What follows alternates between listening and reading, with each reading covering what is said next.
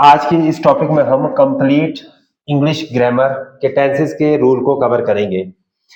English grammar में जब भी आप बात करते हैं टेंसेस की तो सबसे डिफिकल्ट रहता है कि इसमें जो हेल्पिंग वर्ब है वो किस तरह से यूज होती है और इसमें क्या बेसिक रूल्स रहते हैं, वो सारा का सारा आज हम इसमें कवर करने वाले हैं, राइट।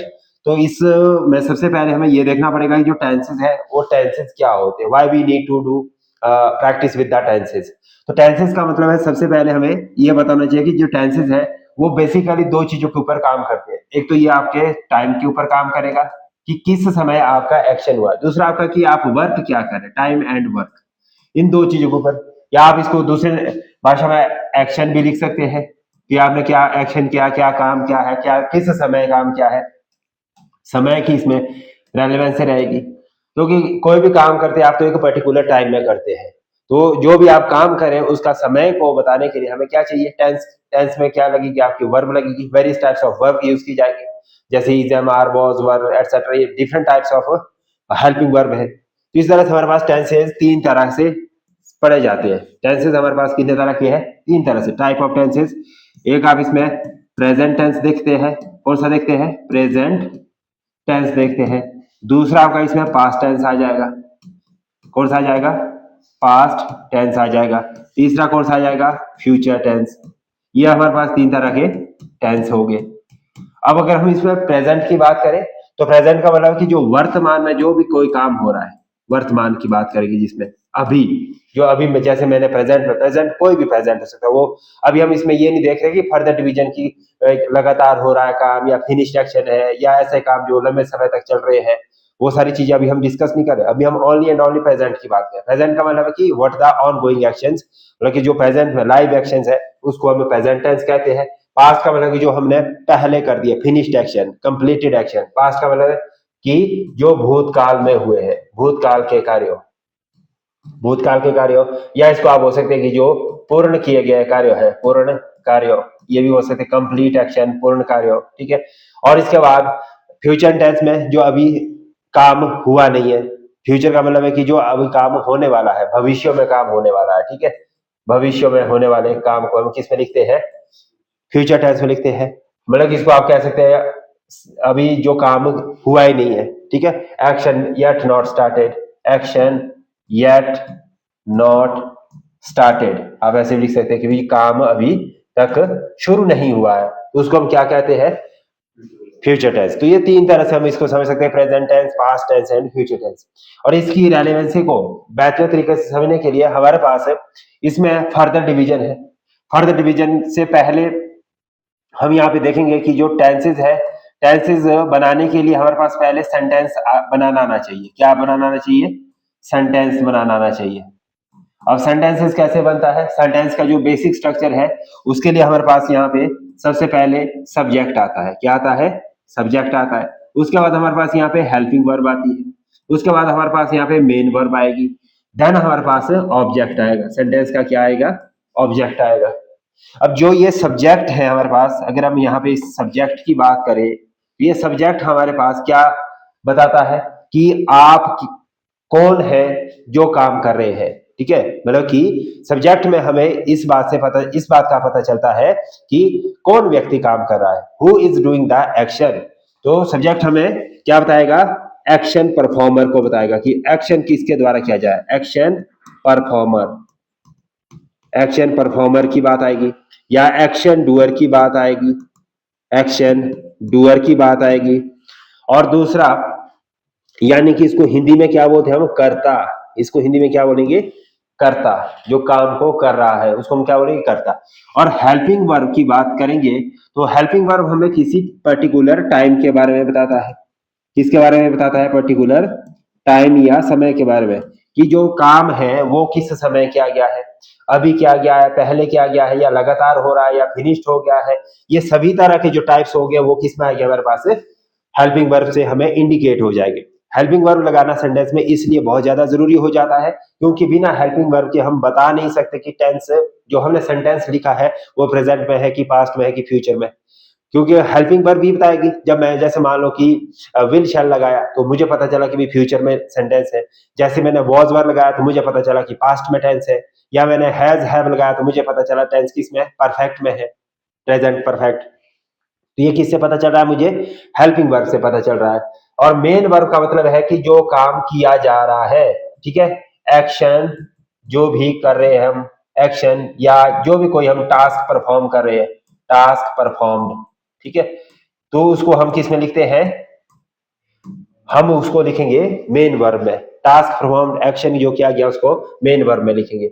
जो ये टास्क किया गया इसको करने का उद्देश्य क्या था, उसके उद्देश्यों की पूर्ति क्या थी, जो इस आदमी ने काम किया उसका उद्देश्य क्या था, इस व्यक्ति ने काम क्या किया, ये वाला क्या वर्ब वाला काम हो गया।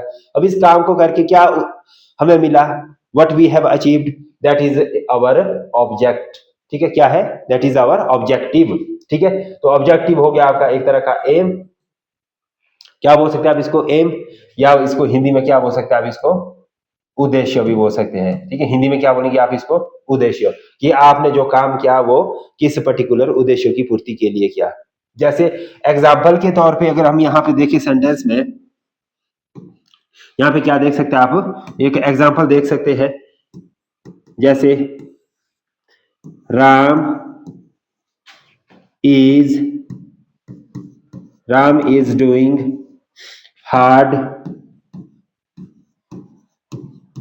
हार्ड वर्क टू क्लियर या to pass the exam. Clear की जगह आप क्या लिख सकते हैं? To pass the exam, to pass the exam. अब यहां पर देखो, सबसे पहले हम यहाँ पे किसको देख पा रहे हैं? हम यहाँ पे राम को देख पा रहे हैं। इसमें सेंटेंस में क्या है हमारे पास दिया हुआ? राम। तो अगर आप यहां से पूछेंगे, इस सेंटेंस से पूछेंगे कौन पास होना चाहता है, कौन पढ़ रहा है, हार्ड वर्क कौन कर रहा है? राम। तो इस तरह से जब आप यहाँ पे सवाल हु पूछेंगे कि हु इज डूइंग एक्शन, तो यहाँ पे ऑटोमेटिकली आंसर आपका क्या आ जाएगा? राम। तो राम क्या बन गया आपका? यहाँ पे सब्जेक्ट बन गया। राम क्या बना? सब्जेक्ट। अभी इसने प्रेजेंट में काम किया, पास्ट में काम किया, फ्यूचर में काम किया, उसका पता कहां से चला? इज से। ये जो हेल्पिंग वर्ब लगी है, इसने क्या बताया कि जो राम है वो अपनी जो हार्ड वर्क है वो लगातार कर रहा है। क्या कर रहा है? वो लगातार कर रहा है। अभी वो उसका परिश्रम खत्म नहीं हुआ। क्यों नहीं हुआ? क्योंकि ये डूइंग है, आईएनजी कर रहा है, ये लगातार हो रहे कार्यों को, प्रोग्रेसिव एक्शन को दिखा रहा है। तो इसने आपको क्या बताया कि ये जो टेंस है ये कैसा है? प्रेजेंट कॉन्टिन्यूस है। ऐसा ये प्रेजेंट कॉन्टिन्यूस का टेंस है, ठीक है। और प्रेजेंट कॉन्टिन्यूस है तो इसमें जो वर्ब है उसके साथ क्या लग जाएगा आपका?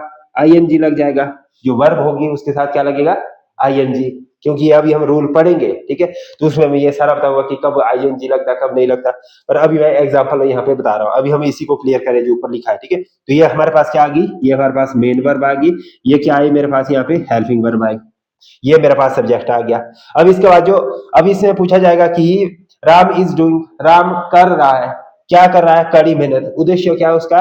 पेपर पास कर रहा है, to qualify the exam, to pass the exam. तो pass the exam is our object. तो ये जितना भी हमारे पास यहाँ पे देखेंगे एग्जामिनेशन को पास करने का, तो ये हमारे पास क्या आ गया? एम। और ये ऑब्जेक्ट भी बोल सकते हैं आप इसको, एम या ऑब्जेक्टिव। तो इस तरह से ये पूरा का पूरा सेंटेंस का हमारा स्ट्रक्चर बन गया। यहाँ तक कोई डाउट, कोई क्वेश्चन? No doubt. आगे बढ़ेंगे। नेक्स्ट हमारे पास पॉइंट है, जब हम नेक्स्ट देखते हैं यहाँ पे टेंसेस को, तो टेंसेस में हमारे पास पहला जो टेंस है, फर्स्ट टाइप ऑफ टेंस है, वो आता है हमारे पास प्रेजेंट इंडेफिनिट। क्या आता है? Present indefinite. प्रेजेंट इंडेफिनिट में हम उन वाक्यों को लिखते हैं जो पर्टिकुलर टाइम को मेंशन नहीं करते, मतलब जो एक स्पेसिफिक टाइम को नहीं दिखाते। इन जनरल में वो इंडेफिनिट होते हैं। इंडेफिनिट समझ लेना, जो प्रॉपरली डिफाइंड नहीं है, ठीक है, जिसका पूरा टाइम नहीं दे रखा है, एग्जैक्ट टाइम नहीं दे रखा है। तो उन कार्यों को हम किस में लिखते हैं? प्रेजेंट इंडेफिनिट में लिखते हैं, ठीक है। तो प्रेजेंट इंडेफिनिट में all such actions, क्या लिख सकते हैं? all such actions, all such actions which are not defined, properly, उसको हम किस में लिखेंगे? प्रेजेंट इंडेफिनिट में। तो अब आप बोलेंगे कि ऐसे कौन से कार्य जो प्रॉपरली डिफाइंड नहीं है? तो इसमें आपके मोस्टली जो टास्क आएंगे, ठीक है, इसमें आप यूजेज लिखेंगे प्रेजेंट इंडेफिनिट का, क्या लिखेंगे यूजेज। इसमें यूजेज में क्या क्या आ जाएगा, जैसे आपका कोई डेली टास्क हो गया जो आप रोज कर रहे हैं, डेली टास्क या डेली रूटीन वर्क, ठीक है, या आप रेगुलर एक्शन लिख सकते हैं इसमें जो आप रोज कर रहे हैं रेगुलर एक्शन, या आप इसमें तीसरा जो पॉइंट लिख सकते हैं वो हैबिचुअल एक्शन लिख सकते हैं। क्या लिख सकते हैं आप इसमें, हैबिचुअल एक्शन लिख सकते हैं। और इसके अलावा आप इसमें ऐसे भी एक्शन लिख सकते हैं जो जैसे आप न्यूज हेडलाइन होगी, न्यूज हेडलाइन होगी, ये भी आ जाएगा इसमें। लाइव क्रिकेट कमेंट्री, या जैसे कमेंट्री वगैरह होती है कोई भी कमेंट्री,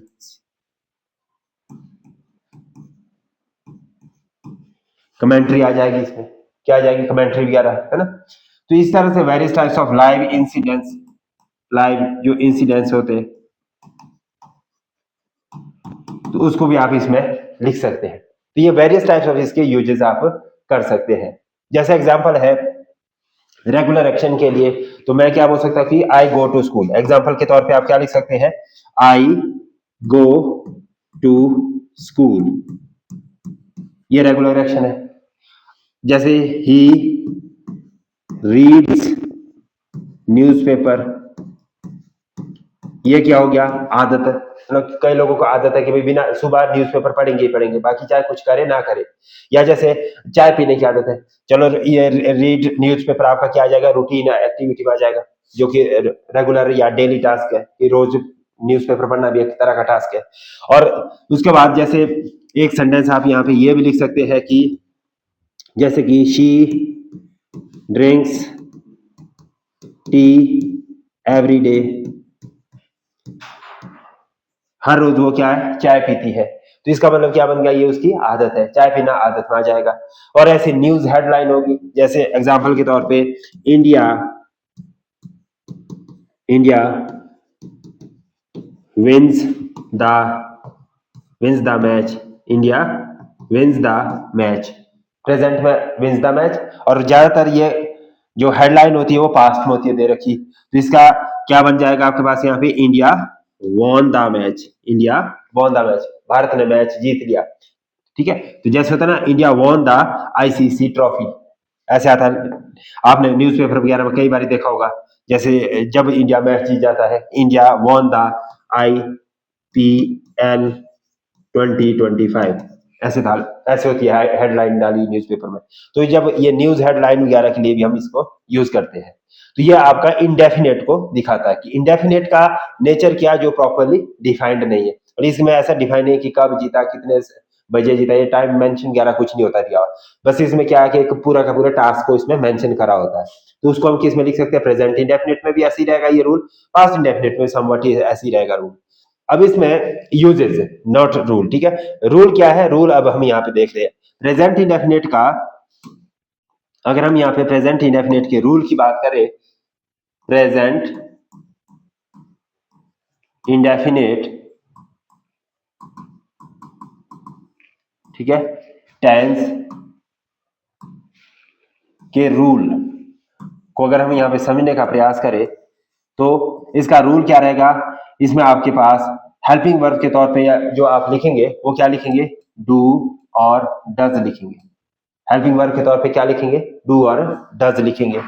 और उसके बाद इसमें आपके पास डू डज आ जाएगा, प्लस इसमें क्या आएगी, वर्ब की इसमें आपकी फर्स्ट फॉर्म आएगी। वर्ब की कैसे रहेगी, इसमें हमेशा फर्स्ट फॉर्म रहेगी। और इसके अलावा दूसरा पॉइंट इसमें आपने लिखना है कि इसमें आप एस और ई एस का इस्तेमाल भी करते हैं। किसका इस्तेमाल करते हैं, एस और ई एस का। पर कैसे करते हैं, एस और E S is used with third person singular number. किसके साथ होगा ये, third person singular number, third person singular number, इसके साथ क्या आ जाएगा आपके, एस और ई एस आ जाएगा। और इसके बाद तीसरा जो पॉइंट है यहाँ पे आपका, ठीक है, वो ये है कि इसमें हम no helping verb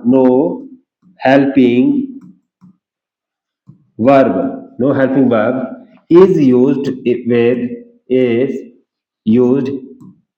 used with affirmative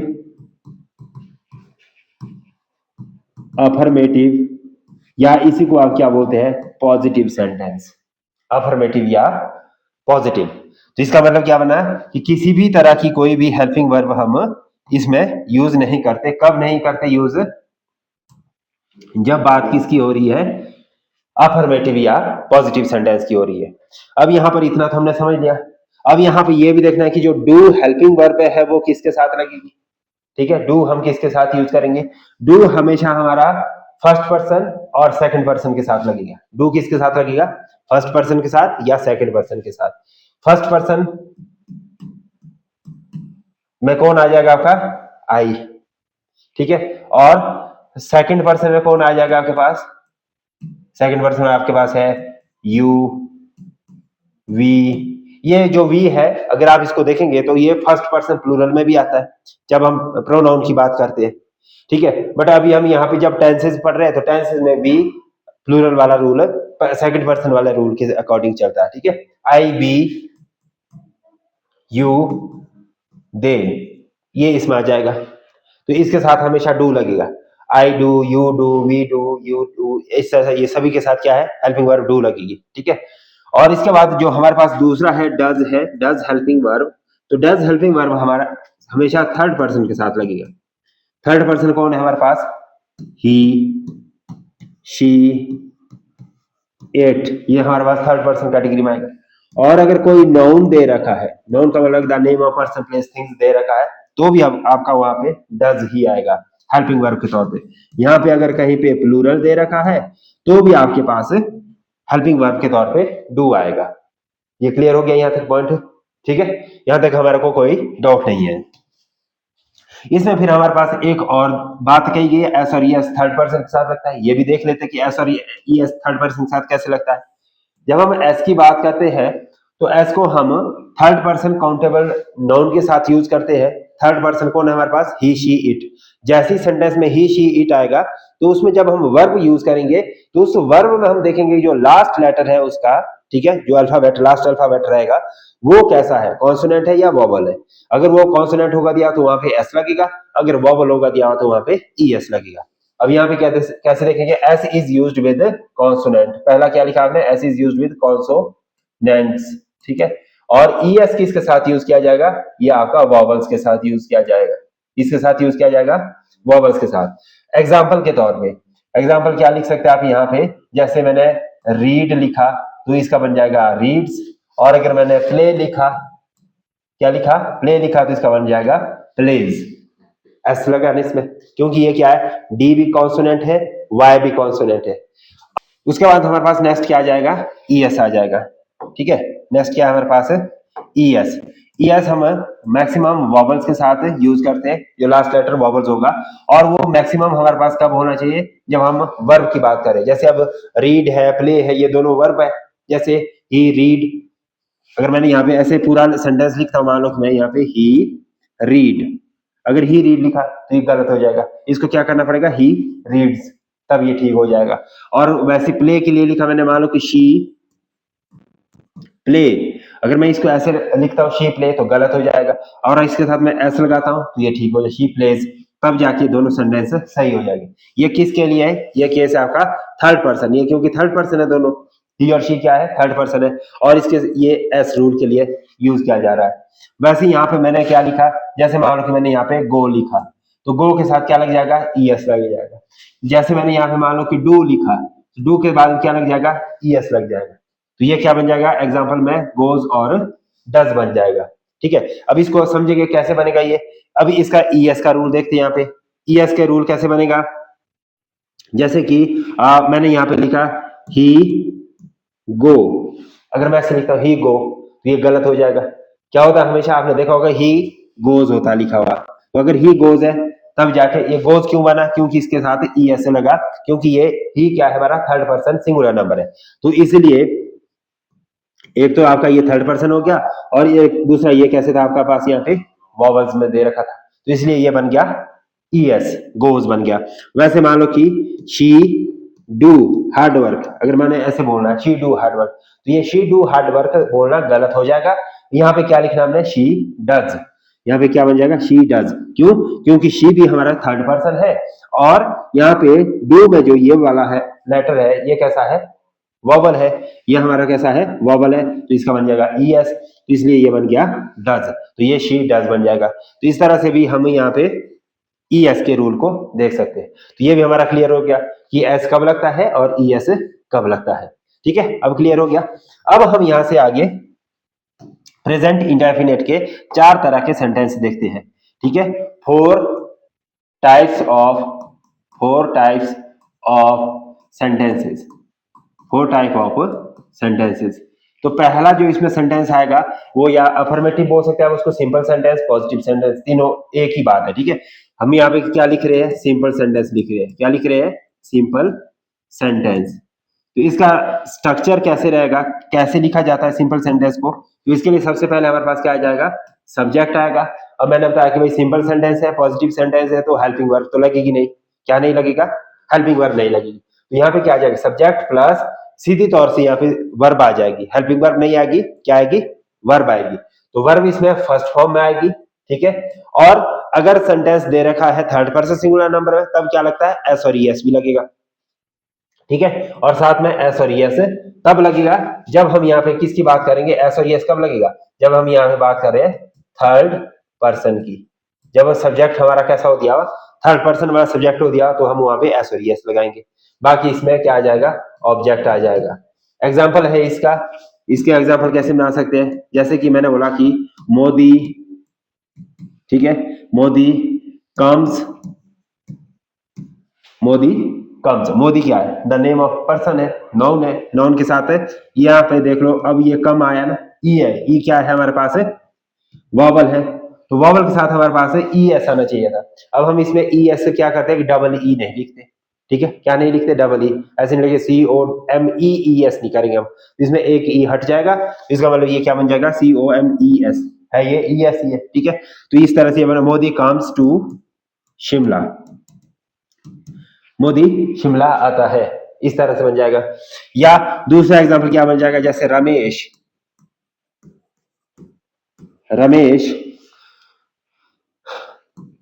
pledge cricket, Ramesh pledge cricket.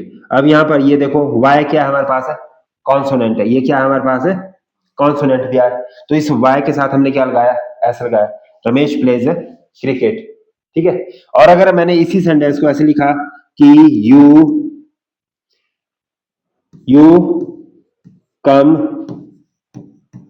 Hair on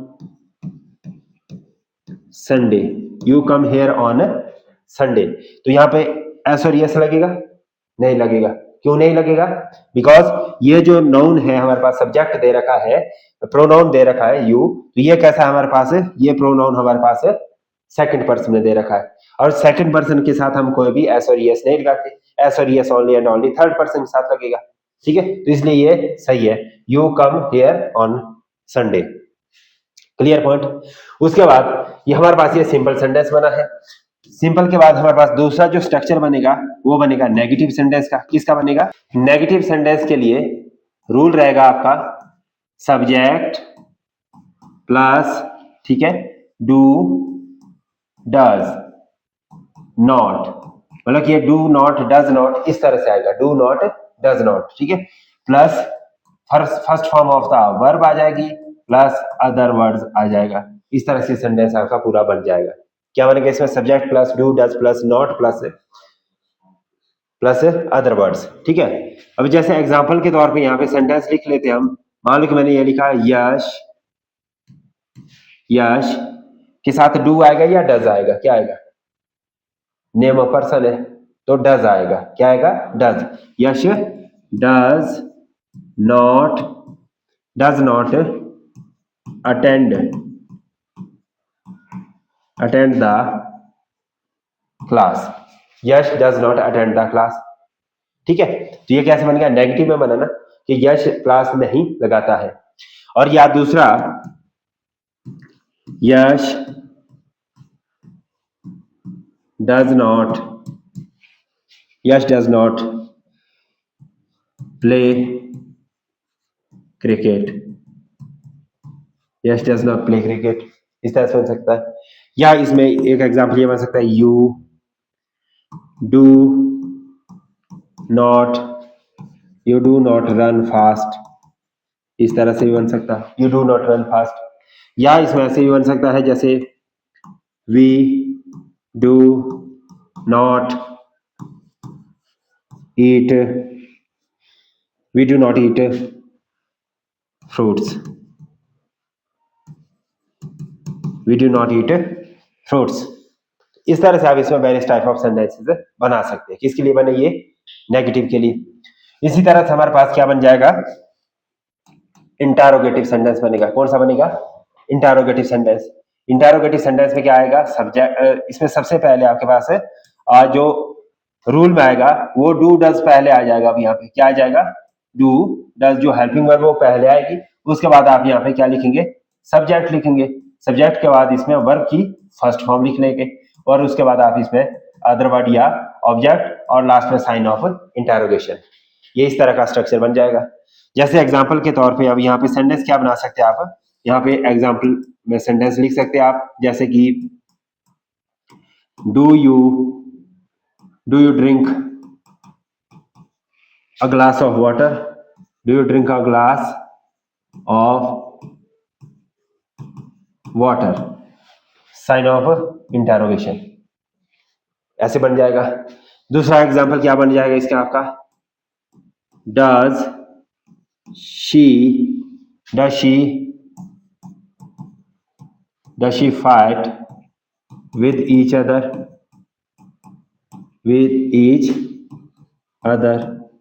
कोई भी एग्जाम्पल लिख सकते हैं आप, कैसा भी एग्जाम्पल लिख सकते हैं ना। या तीसरा एग्जाम्पल आप यहाँ पे क्या लिख सकते हैं, जैसे कि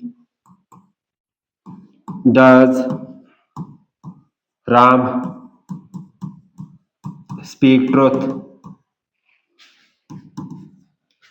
truth always, does Ram speak truth always, ऐसा भी आप सेंटेंस बना सकते हैं। ये सारे के सारे कैसे बन रहे हैं? क्वेश्चन है, इंटरोगेशन है, प्रश्न है ना। तो ये सारे सेंटेंस आप बना सकते हैं। देन इसके बाद हमारे पास क्या आता है? नेक्स्ट एक रूल और है, वो सेंटेंस रहेगा आपके पास negative interrogative, negative plus interrogative, ये दोनों का मिक्सचर है। इसमें क्या है? नेगेटिव प्लस इंटरोगेटिव, दोनों तरह से ये सेंटेंस बनता है। तो इसमें आपके पास जो रूल आएगा, सेंटेंस का स्ट्रक्चर आएगा, वो आप कैसे लिखेंगे? डू डज पहले लिख लेंगे, उसके बाद सब्जेक्ट लिख लेंगे, उसके बाद आप यहाँ पे क्या लिखेंगे? नॉट लिख लेंगे। क्या लिखेंगे? नॉट लिखेंगे। फिर नॉट के बाद यहाँ पे वर्ब की फर्स्ट फॉर्म आ जाएगी, ठीक है। और उसके बाद आप यहाँ पे अदर वर्ड्स लिख सकते हैं और लास्ट में साइन ऑफ इंटरोगेशन लगाएंगे, ठीक है। और ये जो नॉट है ये आप इसके साथ यहाँ पर भी लिख सकते हैं डायरेक्ट, कोई इश्यू नहीं है। जैसे डू नॉट डोंट कर दिया, डज नॉट का डजंट कर दिया, इस तरह से ये बन सकता है। एग्जाम्पल इसका लिखेंगे आप यहाँ पे, जैसे do you not ask her for a help, क्या बन सकता है? Do you not ask her for a help, क्या तुमने उसे एक सहायता के लिए नहीं पूछा, ऐसे बन सकता है। और कैसे बन सकते हैं? Does Yash not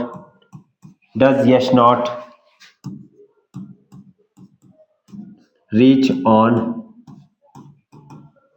time, does Yash not reach on time, क्या यश समय पर नहीं पहुंचता है।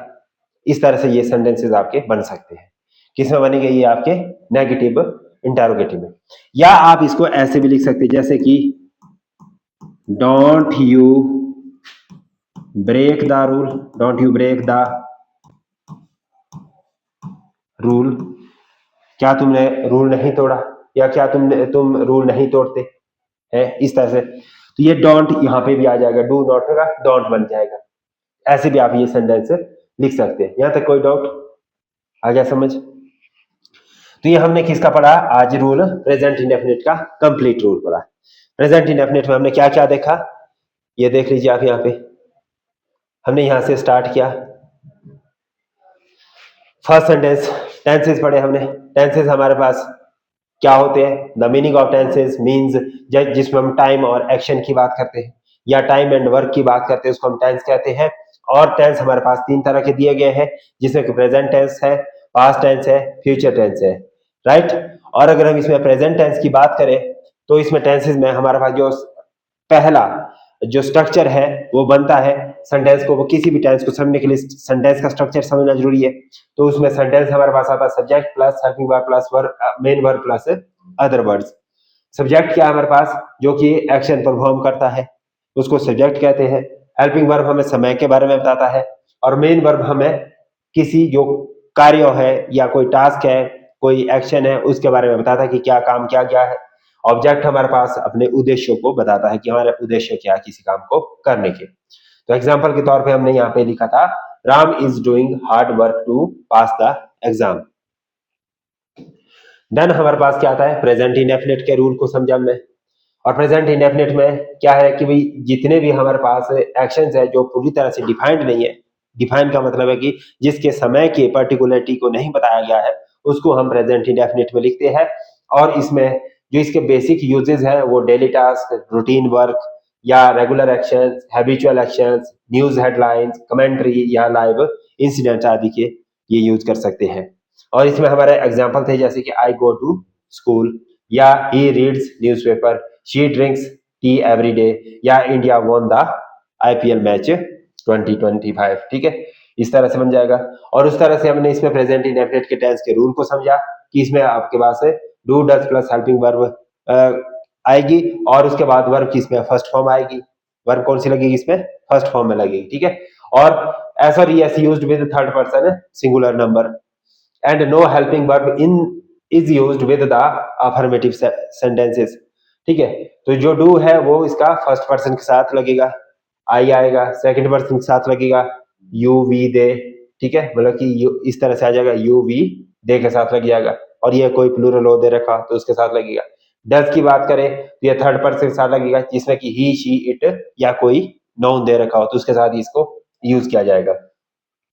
और इस तरह से हमने समझा था कि एस और एस क्या होता है, कैसे यूज किया जाता है। एस हम तब यूज करते हैं जब लेटर में लास्ट जो वर्ड है वो कॉन्सोनेंट दे रखा है, जैसे रीड में डी कॉन्सोनेंट है तो इसके साथ एस लगाया तो ये बन गया रीड्स।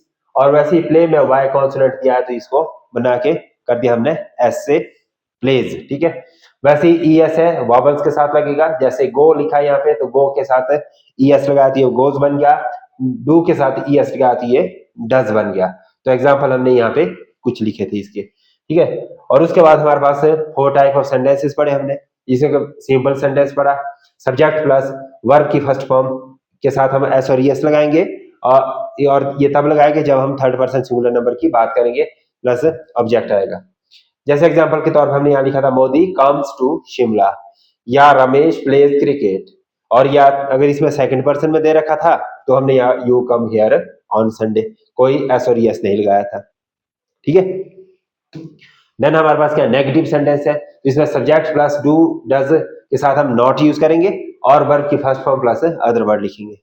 और इसी तरह से हम यहाँ पे एग्जांपल देखे थे कि Yash does not attend the class या Yash do not play the cricket. तो यहाँ पे हमने देखो भली थर्ड पर्सन लिखा गया यश, पर यहाँ पे एस और यस नहीं लगाया। क्यों नहीं लगाया? क्योंकि अब ये सेंटेंस नेगेटिव है।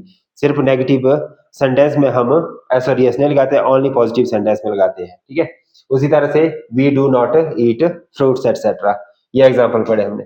देन हमारे पास क्या आता है? इंटेरोगेटिव सेंटेंस आता है। इंटेरोगेटिव सेंटेंस में क्या है? Do does plus subject plus V one plus other words. तो इस तरह से do you drink a glass of water पहला सेंटेंस, does she fight with each other. ठीक है, कि भाई क्या वह सभी के साथ लड़ती है, प्रत्येक के साथ लड़ती है। Ram does speak truth always, इस तरह से। और इसमें क्या आ जाएगा? नेगेटिव इंटेरोगेटिव की बात करें तो इसमें दोनों का मिक्सचर होता है, नेगेटिव भी होता है सेंटेंस, इंटेरोगेटिव भी हो रहा होता है। Do does plus subject plus not plus verb की first form plus other word आ जाएगा।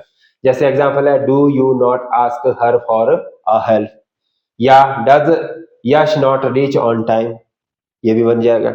या don't you break the rule. इस तरह से ये पूरे के पूरे हमने प्रेजेंट इंडेफिनिट के चारों फॉर्मेट के सेंटेंसेस पढ़े। तो यहाँ तक कोई डाउट, कोई क्वेश्चन? यस।